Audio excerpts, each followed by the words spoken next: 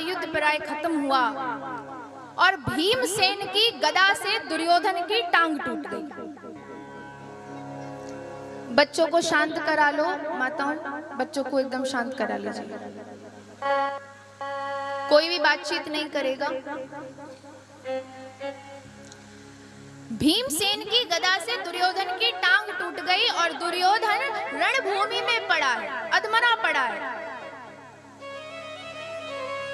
अधमरा पड़ा है कि तभी अश्वत्थामा आता है। अश्वत्थामा दुर्योधन का मित्र है। जब उसने दुर्योधन को देखा कि मेरे मित्र की यह दशा हो गई है,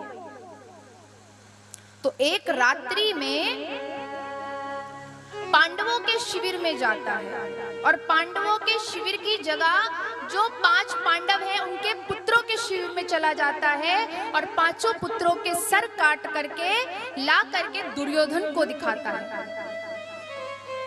अब जैसे ही दुर्योधन ने देखा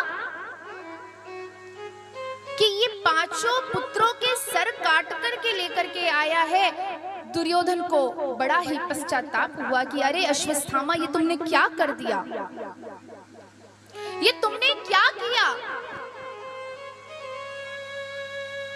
तुम्हें ऐसा नहीं करना चाहिए था। और यहां जैसे ही अर्जुन को पता चला कि 5 पुत्रों के सरों को काट दिया है, द्रौपदी जी को बताया, अर्जुन ने कहा कि मैं अश्वत्थामा को ला करके तुम्हारे चरणों में गिरा दूंगा। अर्जुन गए, अश्वत्थामा को लेकर के आए हैं। द्रौपदी, यही तुम्हारे पुत्रों का हत्यारा है, इसी ने तुम्हारे पुत्रों की हत्या की है।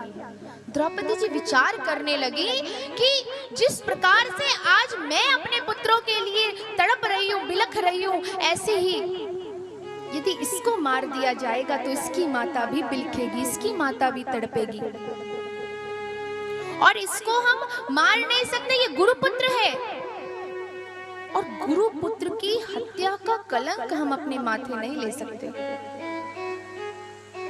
द्रौपदी जी कहती है इसे छोड़ दो, इसे जाने दो। ठाकुर जी कहते हैं अर्जुन सुनो, पतित ब्राह्मण का वध नहीं करना चाहिए और आताताई को मार देना ही चाहिए। दोनों ही बातें मैंने शास्त्रों में कही हैं, इसलिए तुम मेरी दोनों ही आज्ञाओं का पालन करो।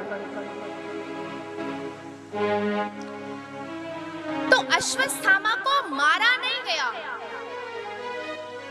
तो बोले अश्वत्थामा के मस्तक पर एक मणि थी, उस मणि को निकाल लिया गया और अश्वत्थामा के केशों को काट दिया गया। यानी कि बंधुओं, मारा नहीं गया परंतु अपमानित कर दिया गया। और आप सब जानते ही हैं कि अपमान का घाव जल्दी भरता नहीं है। किसी ने हमारा अपमान किया हो, कुछ व्यक्ति तो ऐसे होते हैं कि चाहे कितने भी वर्ष निकल जाएं, वो उस अपमान का बदला लेने की सोचते हैं। अश्वत्थामा का अपमान किया गया और अभी भी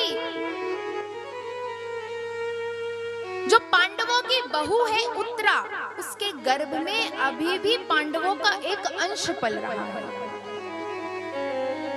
और अश्वत्थामा ने अपने अपमान का बदला लेने के लिए उत्तरा के गर्भ पर ब्रह्मास्त्र चला दिया। और जैसे ही ब्रह्मास्त्र चलाया है, उत्तरा दौड़ी दौड़ी श्री ठाकुर जी के पास आती है। श्री ठाकुर जी के पास आई,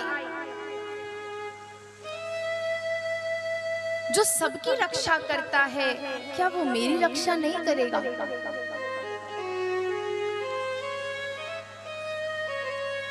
दौड़ते हुए उत्तरा श्री ठाकुर जी के पास गई है और भगवान ने उत्तरा के गर्भ में प्रवेश करके उस शस्त्र को निष्फल किया है और छोटे से शिशु उसकी रक्षा की।